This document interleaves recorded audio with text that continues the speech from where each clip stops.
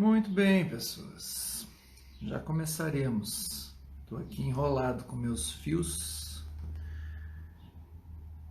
mas daqui a pouquinho a gente começa. Microfone, tudo mais. Um aparato. Ok. Isto aqui. Deu. Já vamos começar em seguida. Hoje estou um pouquinho atrasado. Vim de viagem. Então foi tudo muito louco. Dormi tarde. E aí me atrasei. Mas cá estamos. Vamos ajeitar isso aqui. E já vamos começar. Vamos colocar o tema aqui.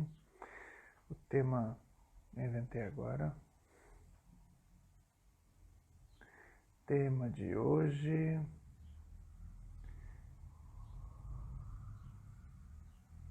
As lives dos artistas. Olha!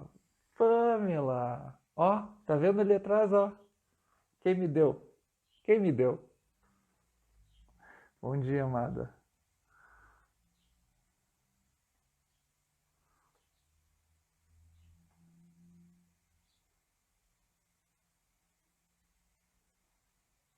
Sobre comunicação.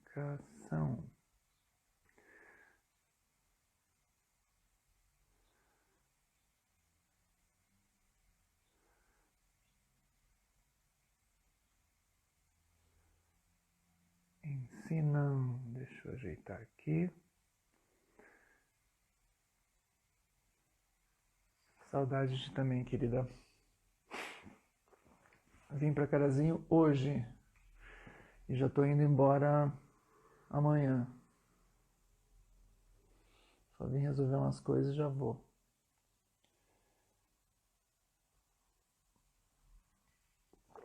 Muito bem. Muito bem. Então tá. Hoje vai ser assim. Na correria.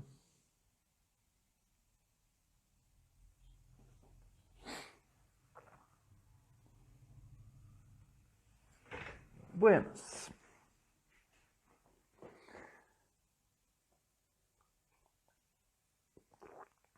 Tá te acordando cedo, hein? Buenas. Por enquanto eu aqui e Pamela aí. E sabe-se lá Deus quem pode aparecer essa hora da manhã. Vamos começar esta live Café com Oratória de hoje. Por enquanto tô só com café, daqui a pouco vem a oratória. Meu cérebro estava demorando para acordar hoje. Porque ontem eu fui dormir tarde. E... tu tá trabalhando muito bem. Isso aí. Cedo. Começa cedo a jornada. Tudo bem, somos dois então. Buenas. Então, não sei nem o que eu tava falando, mas vamos começar. Vamos começar. Hoje, eu não tinha ideia do que falar até o momento em que eu peguei esta última xícara de café. Aí eu disse, já sei o que eu vou falar. Ontem eu postei um vídeo sobre empatia. Um vídeo sobre a falsa empatia. A falsa empatia nos tempos da pandemia. Falando sobre os artistas da Globo. Dizendo, fique em casa. Tá lá o vídeo no meu feed, não olha agora lá, mas olha depois. E quando eu coloquei esse vídeo, algumas pessoas me comentaram, outros me mandaram direct e tal. E acharam, enfim, me elogiaram, disseram que gostaram desse ponto de vista. E aí eu me dei conta, ontem eu estava vindo para cá, de carro, viajando, e eu conversando com a Letícia sobre esse negócio de live, a live dos artistas, né? O que isso tem a ver com o post? Já vai entender. As lives dos artistas. Agora estão todo mundo fazendo live, né? E essas lives, deixa eu ajeitar aqui. Você tem muitas delas são um sucesso incrível, outras nem tanto. E ontem mesmo teve uma live, teve duas, pelo que eu vi, teve várias, toda hora tem live, mas desses mega artistas eu tava vendo quando a gente chegou em casa, a gente viu a live, quer dizer, eu não vi, a gente zapeou assim a TV e viu que tinha a live, a TV, né, o YouTube, né, que quase dá na mesma, porque a TV vai acabar, né, do jeito que ela é. Mas aí, do jeito que ela era a TV. Aí a live, a gente encontrou a live do cara do Raça Negra. E eu digo de verdade que é a live do cara do Raça Negra e não do Raça Negra, né? Porque só tava o cara ali, o vocalista do Raça Negra.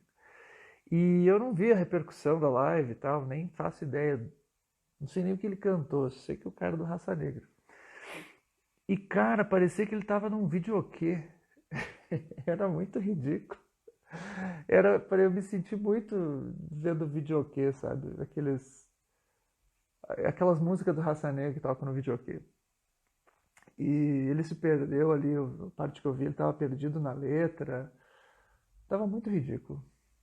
Mas, onde é que eu quero chegar? E também tinha a live do Chitãozinho Chororó com a Sandy Júnior, eu acho. Aí tu tinha essas duas lives ontem. Tá, e aí? E aí que anteontem, ou mais um dia atrás, teve a live dos amigos sertanejos. Vocês devem ter ouvido falar. Eu acompanhei boa parte da live porque eu estava na casa da Letícia. E lá os pais dela estavam vendo a todo volume, felizes da vida. E até a Letícia começou a entrar numa sofrência, cantar umas músicas, né, daquele tempo, do sertanejo raiz. Era o Chitãozinho Chororó, o Leandro e quem mais? Zezé de Camargo e Luciano. Aquela eu não gosto, tá, gente? Mas não gosto mesmo. Tem uma outra música que eu até desse sertanejo mais raiz aí, que as letras são bonitas e tal. Mas eu acho muito. O sertanejo eu acho chato. Eu detesto essa voz assim. Me irrita. Vai me irritando assim, um tanto. Tá, mas não vem ao caso também. Mas aí teve essa live e teve outras lives anteriores. A do Bruno Marrone e a do Gustavo Lima.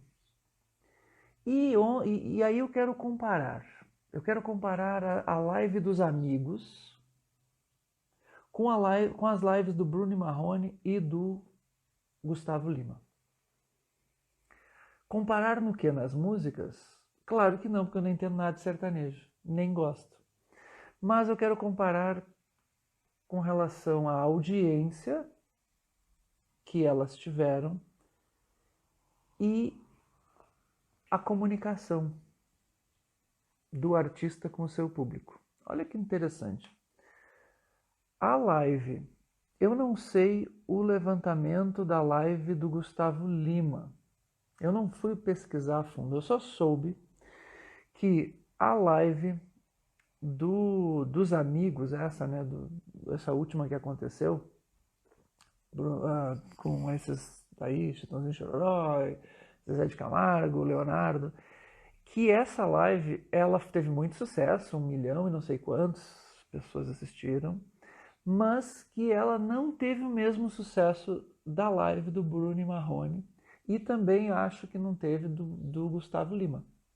Gustavo Lima e Bruno Marrone ganharam de todos esses sertanejos juntos. Zezé de Camargo, Leonardo, Chitãozinho Chororó. Por quê? Sendo que Bruno e Marrone têm somados alguns sucessos. somados, eu digo somados os dois, né? A dupla sertaneja Bruno e Marrone tem alguns sucessos. O Gustavo Lima, sozinho, também tem alguns sucessos. Mas aquele trio lá sertanejo, né? Aquele trio dos amigos, tem muito mais sucessos. Inclusive sucessos cantados pelas outras duplas. Por que aquela live não teve tanto sucesso quanto as anteriores? Por que essa live dos amigos tops das galáxias sertanejos não conseguiu atingir o público das outras? Por quê? Mas, olha que interessante, a live do Gustavo Lima, a live do Bruno e Marrone, ela aconteceu na casa deles. Ela aconteceu só com eles e um instrumento musical, né? Tinha um violão, sei lá. A do Gustavo Lima eu não sei, eu só vi os memes. A do Bruno Marrone eu sei porque eu vi nos memes também eles tocando. Mas era muito mais simples, não tinha superprodução, não tinha nada. Era uma câmera ligada ali, duas câmeras, que seja, mas né, em casa. E a live dos amigos super produzida, patrocinada, né? Com a Brahma patrocinando. A... Você tinha ali uma apresentadora, muito chata, por sinal. Chata, chata. E você tinha também superprodução, eles distantes uns dos outros, falando do Covid, da quarentena e tal, fazendo campanha, né, campanha com a audiência, mas não teve o mesmo sucesso.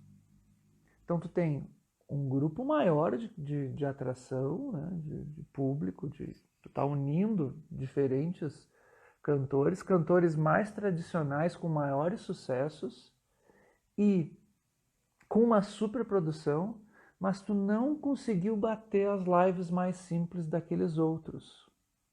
Por quê? Por que que isso aconteceu? Claro que foi um sucesso, mas não foi tanto sucesso quanto os outros. Por quê? Por que não bateu as anteriores? A explicação não está no fato de que alguns podem pensar, os outros, o Gustavo Lima é mais moderno, é mais da juventude, da gurizada, os outros são mais antigos. Nada a ver, porque o Bruno Marrone também é meio que antigo já, né? Já é uma geração intermediária, digamos assim. Não é isso não. O grande lance que eu vejo no sucesso estrondoso de audiência dessas lives mais simples dos artistas está no fato de uma conexão direta com o público, um rapport direto com o público. Nesse tipo de live do Gustavo Lima e do Bruno Marrone, tu teve rapport direto com quem está em casa. Enquanto que na superprodução dos amigos não existia essa mesma conexão, esse mesmo rapport. Como assim? O que é isso? Olha só, quando você está falando com alguém, seja ao vivo ou com uma câmera, se apresentando, não importa se você está cantando, se você está falando, existe algo que faça com que a pessoa te veja. Existe uma espécie de atração que a pessoa tem por você, por tudo aquilo que você está fazendo, que você representa. E essa atração, ela se dá por aspectos subjetivos, inconscientes. Não é consciente. Claro que tem aspectos conscientes também. Mas se estamos falando de um show, é mais inconsciente ainda, é puro sentimento. Então você tem um envolvimento com o artista que está ali. E esse envolvimento, ele é tanto mais forte quanto a magia que ele vai passar, aquilo que a gente pode chamar de carisma do artista. Só que você tem a seguinte dicotomia, digamos assim. Não sei se é bem uma dicotomia, mas existem dois aspectos importantes que fazem com que você assista uma pessoa. Você tem a autoridade do artista, ou esse carisma pela autoridade, ou seja, pelo quanto você vê ele como especial, como distante de você, em termos do talento. Então, a distância que você tem com relação ao artista ou ao orador, vamos falar, relacionar com oratória, com comunicação, essa distância pela estatura, pelo tamanho dele, em termos de talento, do quanto ele é capaz de trazer, é um ponto de atração. Mas, paralelo a isso, você tem uma proximidade que você pode ter com esse artista, e essa proximidade gera conexão também. Então você tem uma conexão dada pela distância que você vê entre você e o talento do artista, e uma outra conexão que acontece por uma aproximação que você sente do artista por conta daquilo que eu vou chamar de vulnerabilidade. Então são dois polos. A autoridade daquele que está comunicando e a vulnerabilidade daquele que está comunicando. A autoridade é esse distanciamento que você tem pelo talento que o artista ou que o comunicador tem. Quanto mais esse cara parece poderoso, esse que está falando, ou que no caso aqui está cantando, parece mais foda. Tu diz assim, pá, que vontade de ver. Pega um cara tipo Roberto Carlos. Olha o tamanho de autoridade que ele tem no Brasil em termos artísticos. Não importa se tu gosta ou não. Eu poderia citar artistas internacionais, enfim, né? Quanto maior a trajetória do cara na música e tal, mais autoridade ele tem. Quanto mais ele tem hits, mais autoridade ele tem. A gente pode pegar no mundo da comunicação quando você vê aquele professor que tu leu livros sobre ele, né? Por que esses caras tipo Cortella, né, o Karnal, esse trio aí de sucesso, Cortella, Karnal, quem mais? Esqueci tem o Pondé, né? E tem mais um outro, são 4, é o quarteto fantástico das palestras. Eles são o quarteto fantástico, então eles têm muita autoridade, né? E essa autoridade ela é gigante por conta desse distanciamento. Você olha para eles, nossa, o cara deu palestras para muita gente, ele tem livros e tudo mais, livros que me influenciam, e ele fala como se ele tivesse do alto do Olimpo de sabedoria. E a mesma coisa esses grandes artistas. Qual é a autoridade do Chitãozinho Chororó, do Leonardo, do Zezé de Camargo em relação aos outros? É muito maior, porque ali você tem vários artistas. Enquanto o Gustavo Lima tem uma mega autoridade, o outro lá, a dupla também, que é o quem? Eu sempre esqueço esses nomes sertanejos. Eu estava falando, a Bruno e Marrone tem uma mega autoridade, mas esses amigos dessa outra live, elas têm muito mais autoridade. Mas então, qual é o ponto que faz com que as pessoas tenham assistido mais as outras lives, as lives mais simples? É o outro ponto que atrai, que conecta as pessoas, que é a vulnerabilidade. A vulnerabilidade traz conexão, traz rapport. E o que é a vulnerabilidade?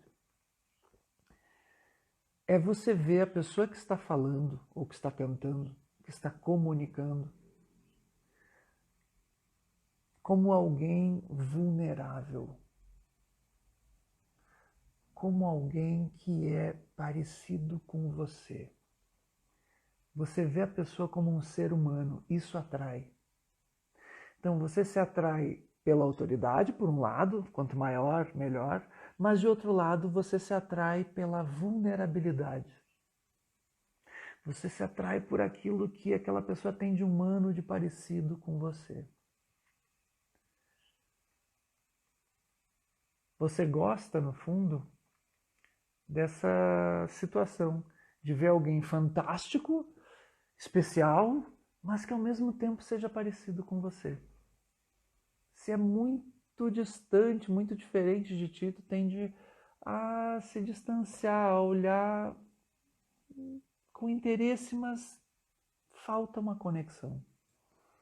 E é por isso que as pessoas gostam mais, se interessaram mais, ou teve mais audiência aquelas lives do Gustavo Lima, do Bruno e Marrone.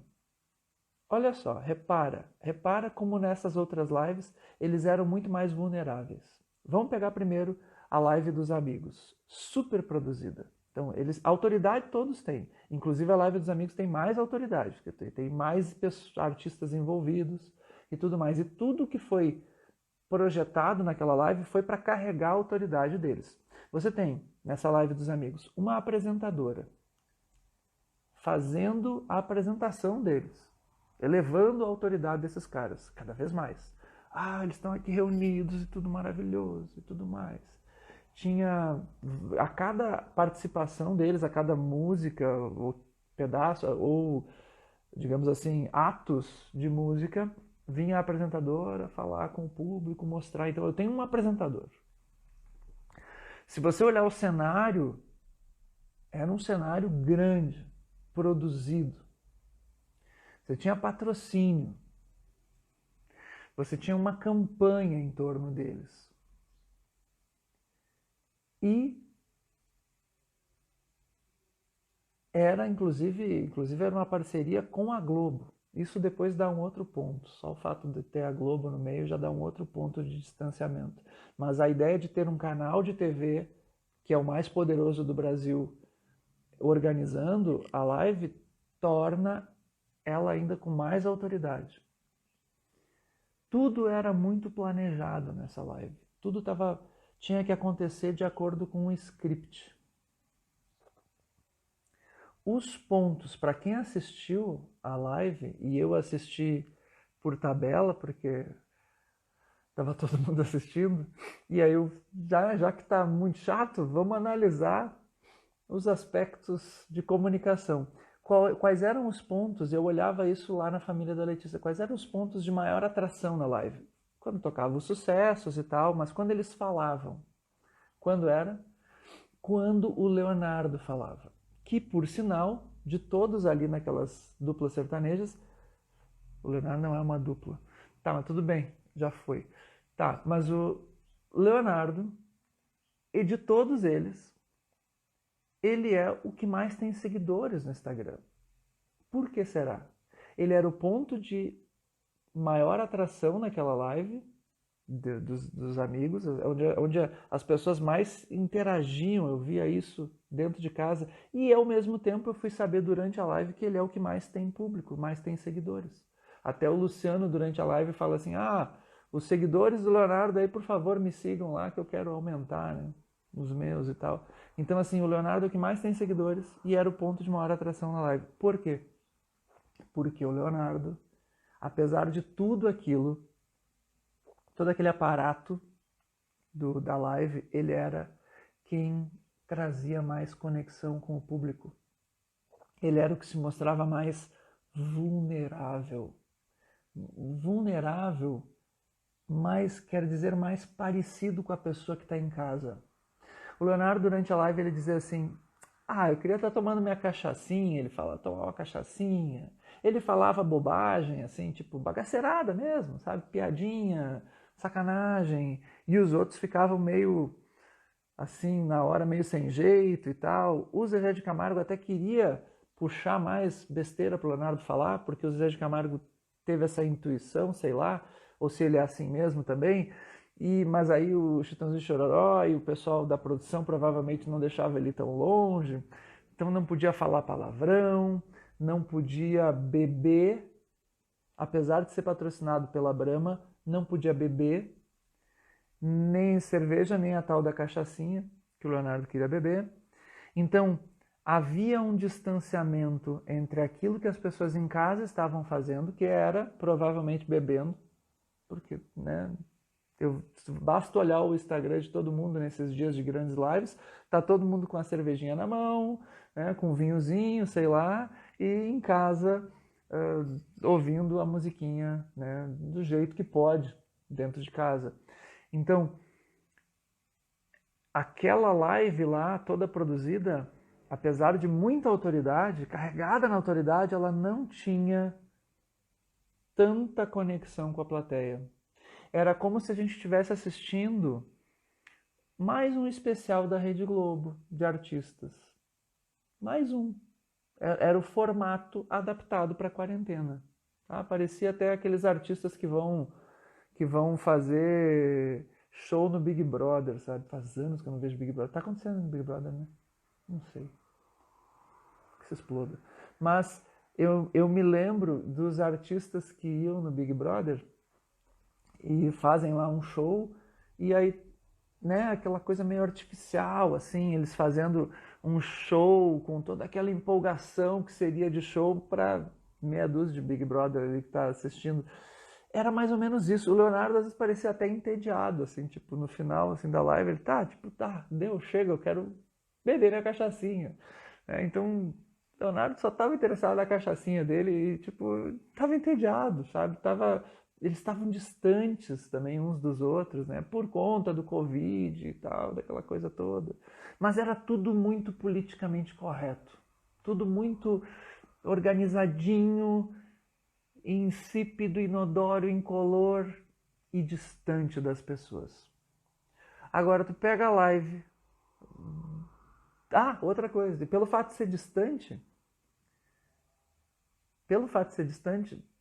tu provavelmente deve ter visto, pelo fato dela ser tão produzida, que ela não gera tanto meme. Não sai meme na internet. Não rola. É uma live que não dá meme.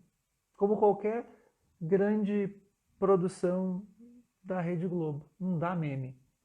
Só dá meme quando? Quando dá errado. Já reparou que os memes, eles viram meme quando dão errado? Quando a coisa é muito planejada, tudo certinho, não rola. As pessoas não se conectam com aquilo. Agora vamos para as outras lives. A do Gustavo Lima, a do Bruno Marrone, que foram um sucesso maior. O que aconteceu? Primeiro, você tem menos autoridade do que aquele monte de artista reunido. Menos autoridade, mas você tem muito mais vulnerabilidade. Vulnerabilidade é aquilo que o super-herói tem quando ele erra nos filmes de herói. Sabe quando o herói erra? O herói tá... O herói ele não pode ser perfeitinho.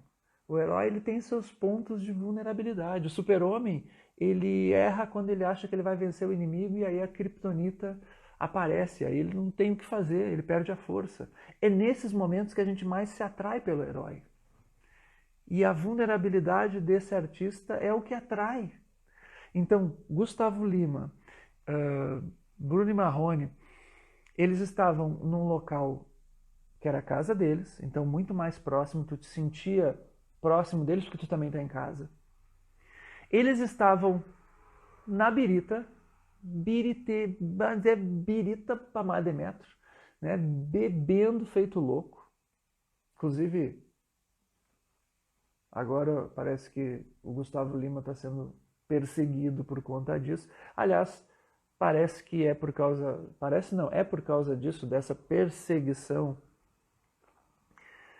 com relação desses órgãos que não tem, esses órgãos públicos que não tem mais nada o que fazer da vida, que resolveram perseguir o Gustavo Lima, né? Por causa do excesso de bebida que ele estava enfim, consumindo durante a live dele. Agora, por isso que as lives pararam de colocar, enfim, de fazer um incentivo ao consumo da bebida, aquilo que é considerado um incentivo ao consumo da bebida. Aí você tem essa coisa do patrocínio da Brahma, mas o cara não pode beber ali na frente. Ah, vai se catar, que hipocrisia. E é isso que distancia o artista do público. Então, live do Gustavo Lima e do Bruno Marrone em casa, bebendo, como as pessoas estão assistindo aquele show, cantando a música que vinha na cabeça, tinha até um leve script, mas o que vinha, do jeito que vinha, sem muito planejamento, falando bobagem, do jeito que vinha na cabeça, e depois de ter bebido, o que torna a situação muito mais maluca, vulnerável. E volta e meia falando, o Gustavo Lima, então, eu vi os memes, gerando memes, e eu vi nos memes a quantidade de besteira que ele falava palavrão, falava isso, falava aquilo. Ele estava ali como ele era. E a bebida deixou jogar isso mais ainda para fora.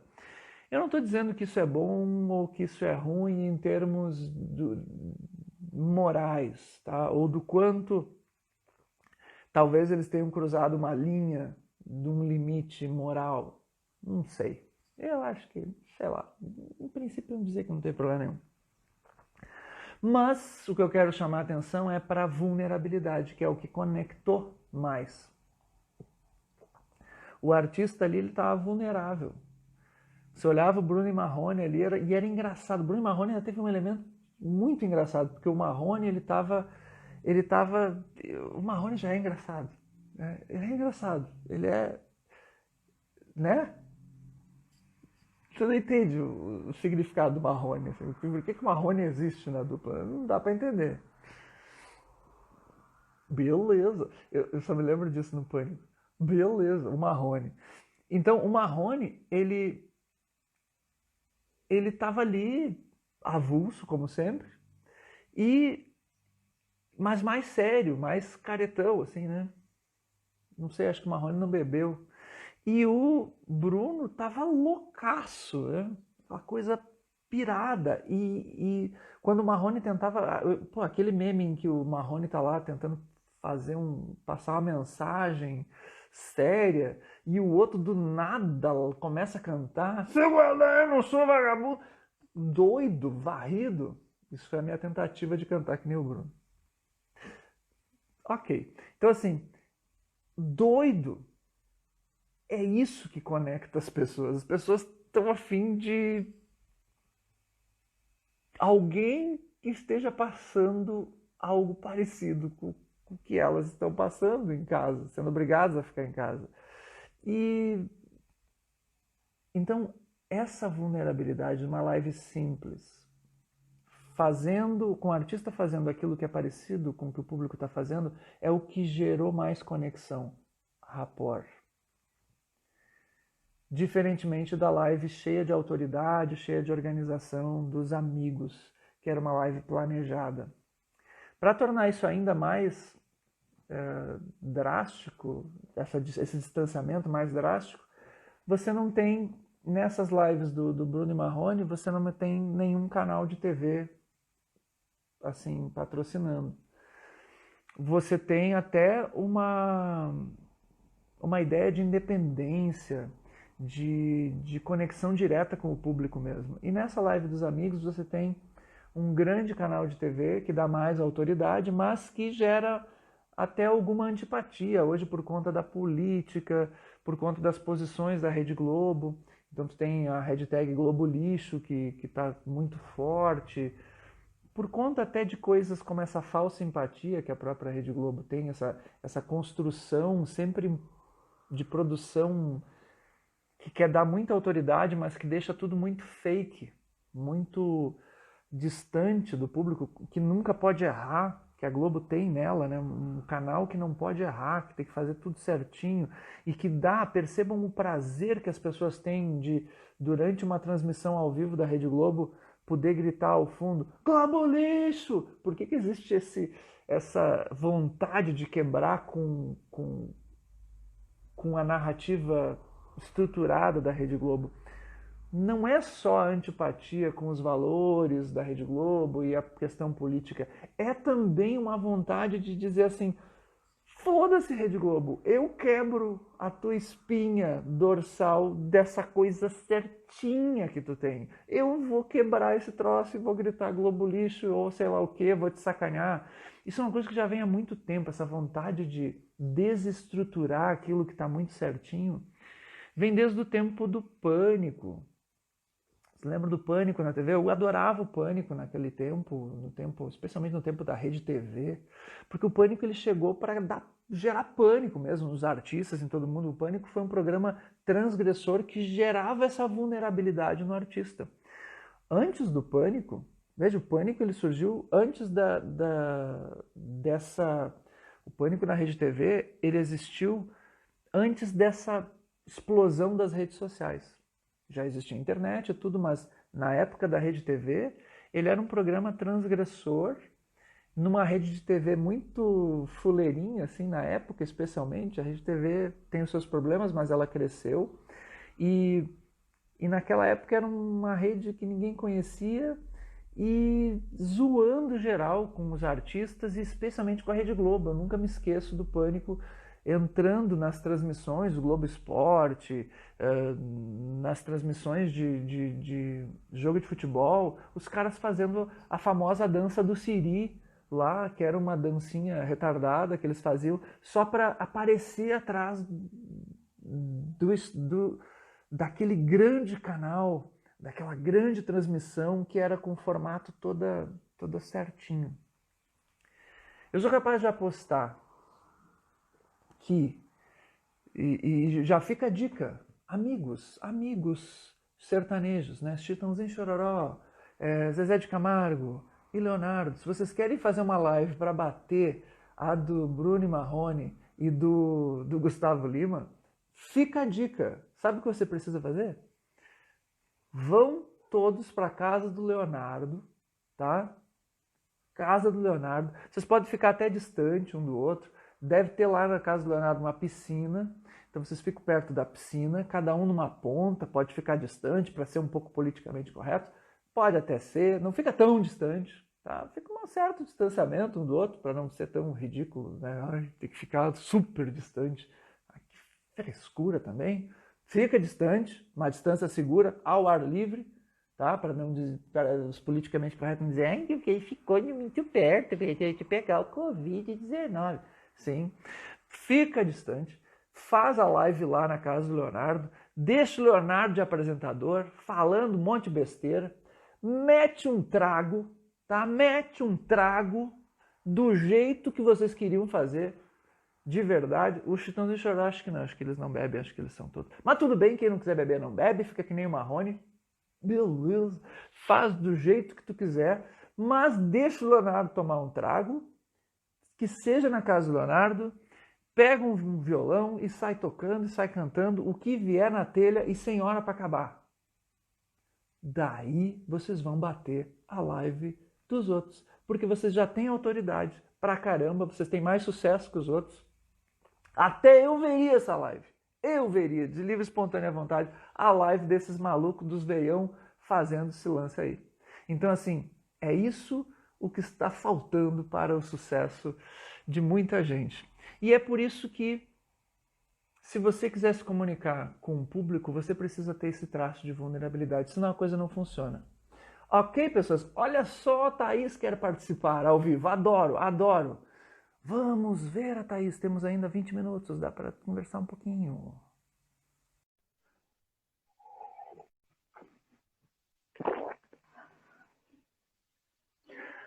Aguardando Thaís Oliveira.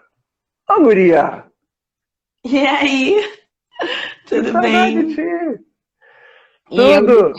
Nossa, há muito tempo. Deixa eu afastar um pouco. Isso que eu tô muito a minha cara aqui. Essa hora da manhã não é bom, né? Eu disse, é Só oratória tu para fica os bonito fortes. no vídeo. Só tu fica bonito. Deixa eu... Ah! E aí, tá muito boa a tua live. Continua falando. Eu entrei só pra te ouvir aqui ao vivo aparecer. Cara, tu entrou justo quando eu tô falando de sertanejo. Olha que fim da várzea, né? Tu entra justo nesse dia. Tanta coisa que eu Capaz, poderia ter não, mas falado. eu assisti desde o início. Eu assisti desde o início. Eu acho que tá muito bom o que tu tá falando, assim.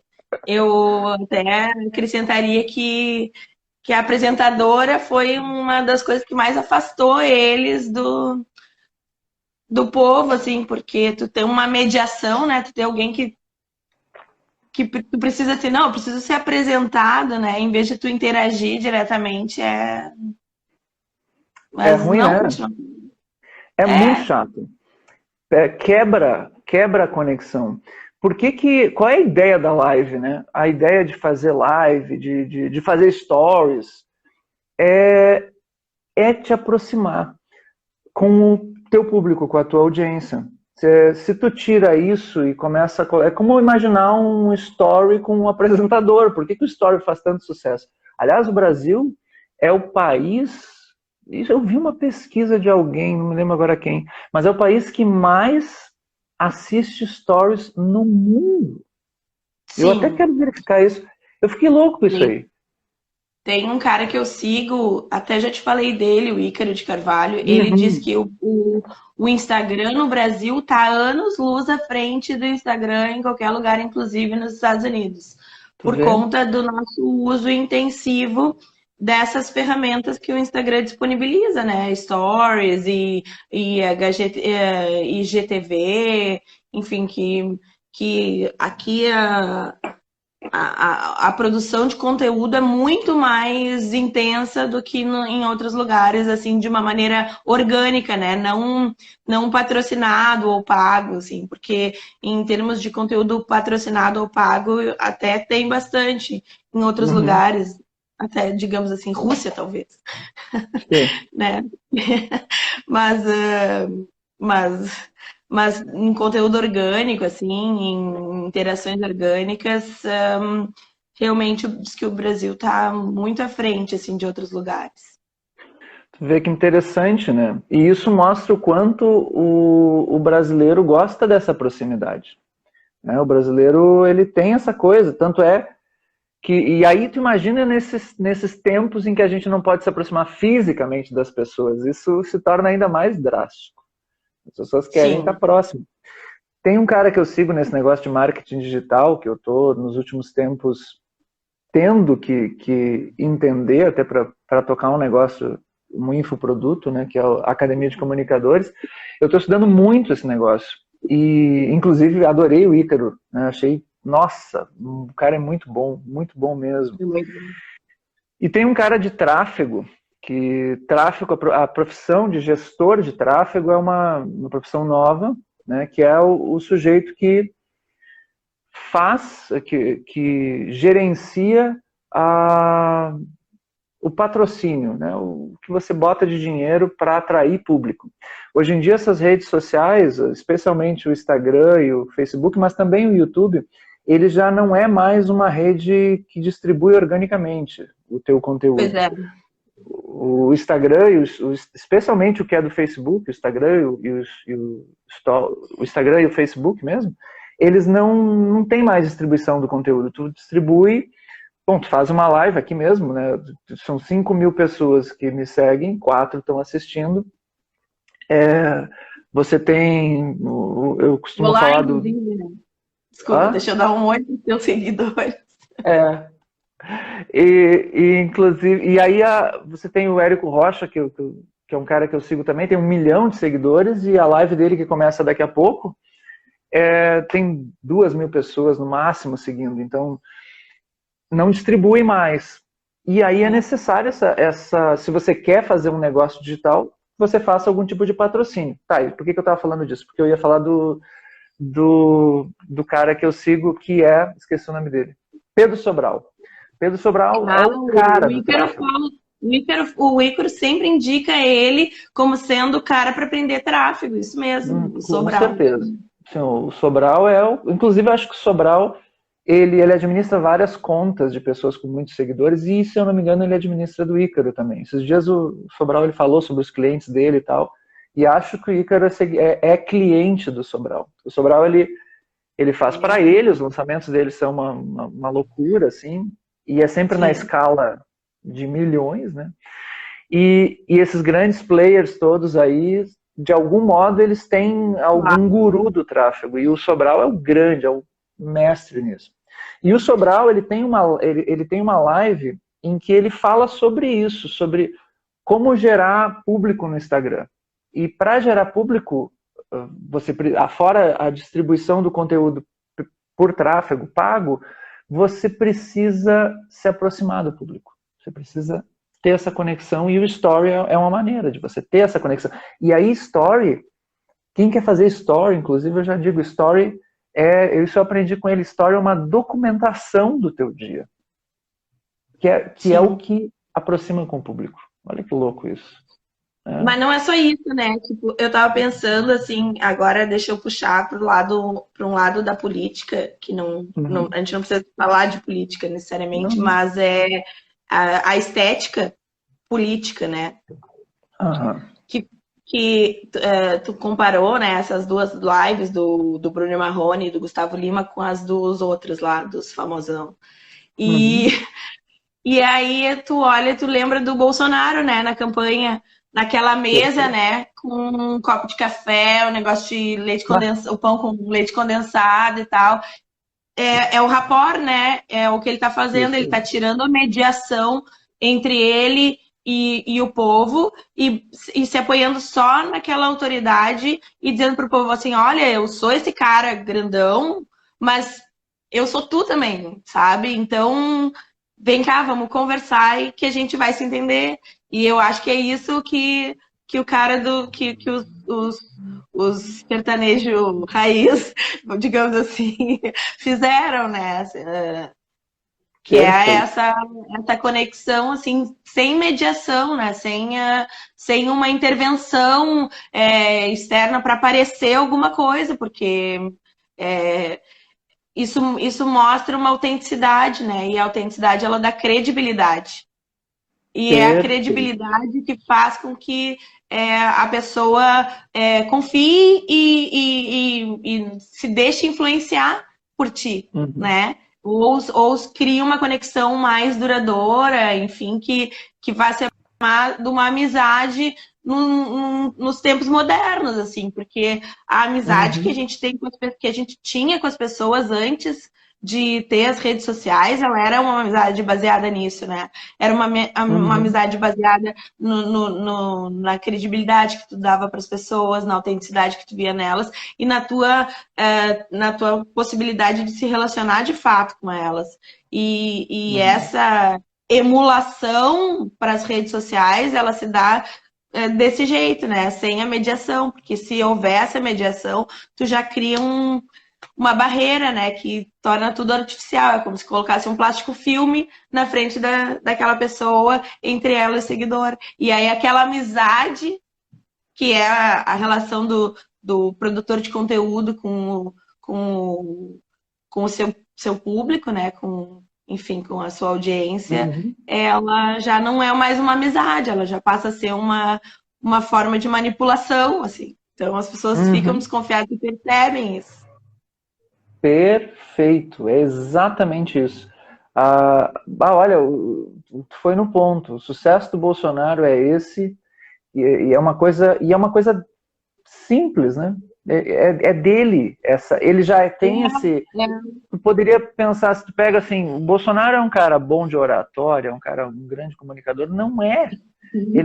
A única coisa que ele tem é falar a linguagem que o povo fala, né? Uma coisa simples, chula, tosca, e o fato dele ser tão tosco é o que gera essa conexão e ao mesmo tempo gera também os problemas de linguagem. Né? É verossímil que ele seja tosco. Isso sabe? Isso aí. Não é verossímil que a pessoa fale o tempo inteiro com todos os plurais, de uma maneira assim, empolada ou formal. Tipo, a pessoa, o político, ele entra em casa e ele vai falar com a mulher dele, ele não vai falar com aquele vocabulário que ele usa para dar uma entrevista para Globo, entendeu? O Bolsonaro, ele entra em casa e ele vai falar com a mulher dele, ele fala do mesmo jeito que ele fala com o povo. Exatamente. E aí é isso que funciona. E, aliás, agora fazendo uma inevitável análise política, é isso que segura ele no poder. Exatamente. Nesse exato momento. Só isso. Porque se não fosse isso, ele já era. Já era, exatamente. Já era. E ele vai ter que contar muito com isso, né? Assim, mas chega uma hora, né, Ronaldo? Deixa eu ir um pouquinho mais a fundo nessa questão política. Que chega uma hora em que isso só não é suficiente, né? Porque é preciso que não só ele seja verossímil, como que ele também tenha um pouco de racionalidade naquilo que ele está falando, né? Porque senão a verossimilhança, ela tá muito vinculada à questão do carisma, que é uma coisa importante para tu manter uma relação, até uma relação de poder estruturado, mas que não é suficiente para manter isso ao longo do tempo numa sociedade em que tu tem instituições formadas, né? As instituições, elas exigem a aplicação de uma certa racionalidade.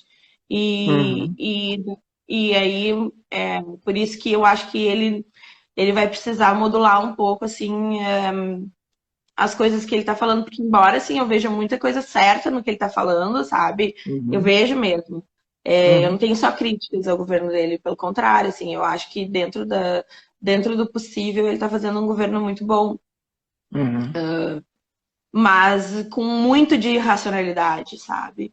E essa irracionalidade, ela é como se fosse uma coisa que talvez imploda ele por dentro, assim. Exatamente. Aliás, sobre isso, eu vi ontem a entrevista do... Deixa eu até ver o tempo aqui, senão vai acabar. Um pouco o Instagram nos corta. Qualquer coisa, você vai saber que de uma hora para outra, eu vou dizer, vai acabar porque o Instagram está cortando. Assim, eu estava vendo a entrevista a polêmica entrevista do Roberto Jefferson, né, que ele deu para uns malucos aí, uns caras muito doidos e tal, lá numa live, e fez muito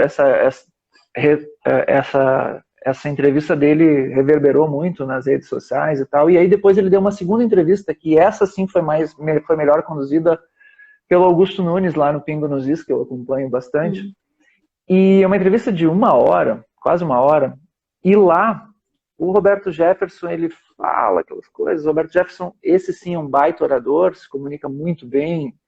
O Roberto Jefferson, eu vejo ele como o último grande orador que o parlamento brasileiro teve, assim, porque depois dele não tem nenhum grande orador, quer você goste ou não do Roberto Jefferson. Olha, o Marcel Van Hatten é bom, hein? Marcel é meu orgulho. Marcel, eu cheguei a dar aula um semestre para ele. Eu dei também. Tu deu bem? Olha que eu dei pra ele na única. Na verdade, foi no semestre que eu abandonei o mestrado, né? Mas eu comecei a dar aula pra ele. Eu dei aula de liberdade pública dele. Foi bem legal, porque ele fazia relações internacionais e aí ele pediu matrícula no direito, na graduação, e eu estava fazendo estágio docente na cadeira da Maria Isabel, da irmã do professor César. E daí, que era liberdades públicas, e aí eu comecei a dar, mas daí eu abandonei, foi bem no semestre que eu abandonei, não terminei. Que massa, né? Mas ele é um atuador. Isso está no meu currículo, porque o Marcel Van Hatten, para mim, é a minha esperança de presidente, quem sabe um dia, né? Um cara que eu admiro pra caramba. Só que ele é um jovem, né? E assim, um cara que está começando. E eu acho ele um bairro que se comunica muito bem mesmo. O Roberto Jefferson, eu considero ele o último grande orador pelo fato do impacto da fala dele, né? O Roberto Jefferson é o cara que na frente daquela CPI, com o Zé Dirceu na frente dele, ele tem passagens épicas, né? Do tipo, você me provoca os instintos mais primitivos. Nossa, aquilo Eu ali me lembro disso. Ao vivo, eu me lembro disso Isso. ao vivo. foi punk, né? Aquilo ali. E o Van Hatten um dia terá essas grandes, né, grandes sacadas assim que marcam. Sim. E o Roberto Jefferson, que eu considero assim, um orador épico, né? Ele até por estar no meio daquele furacão que foi a época do Mensalão, ele fez uma crítica especificamente à comunicação do Bolsonaro que eu acho que nossa, eu fiquei impressionado com o que ele falou. Ele disse assim, ele pegou um aspecto que eu não tinha pensado antes. Ele disse assim, o Bolsonaro, o problema dele é o excesso de ironia. Aí eu fiquei pensando, mas excesso de ironia? Aí eu disse, claro. E ele disse que ele aprendeu isso quando ele fez um curso de oratória, ele, Roberto Jefferson, com não me lembro quem que ele falou, que ele também tinha esse problema, ele falou. E eu diria assim, que é o excesso, eu somo o que o Roberto Jefferson falou com relação ao Bolsonaro a um outro elemento que é essa tosquice. É um excesso de ironia para se defender, porque a ironia no Bolsonaro é uma forma de defesa. O jornalista vem, né, e fala para ele alguma coisa, faz uma pergunta que ele não gosta. Bom, ontem mesmo, o jornalista fez ontem, pergunta sobre o número de mortes do Covid-19. E o Bolsonaro responde, por acaso eu sou coveiro?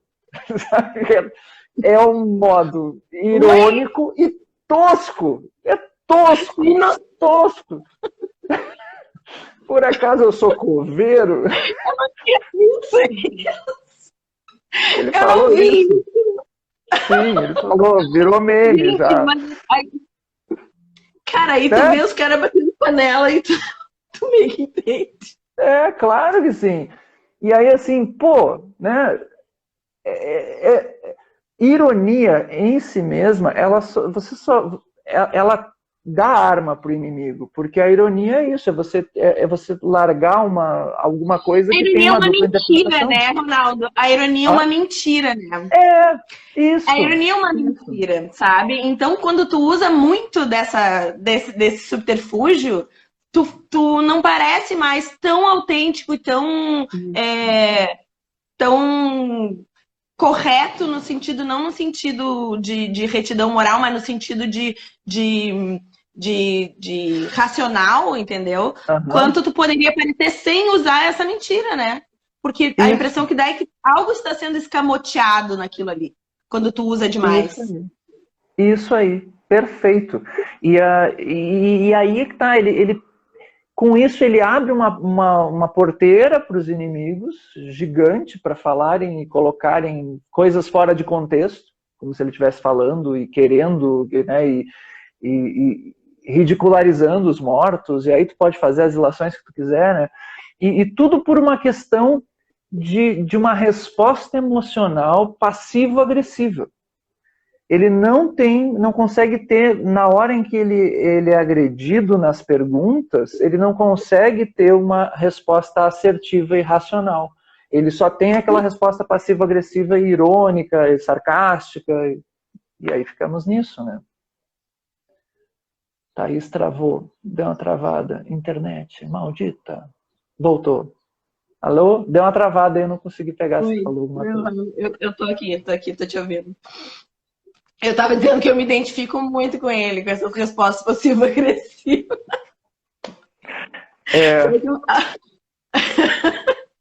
Ao longo do tempo a gente vai se conhecendo, né? Aqui tá a minha esposa, digníssima. Ela também deve se identificar. Ela também deve se identificar com isso.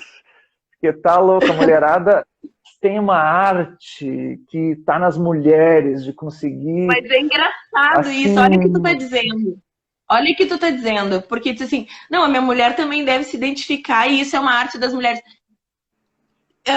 Sabe que a mulher sabe muito disso. Mulher é bem assim como mesmo. E isso torna ele também palatável para as mulheres.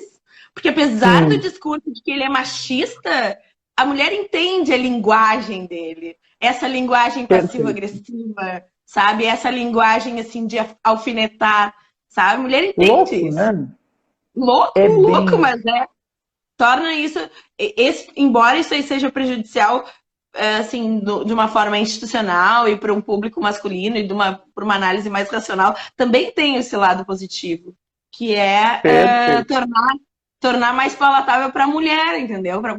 A mulher sabe o que é isso. A mulher sabe o que é responder assim, tem caçou coveiro, por acaso? Bem isso. Thaís, 8 segundos vai acabar. Obrigada. Beijo pra quem assistiu. Beijo.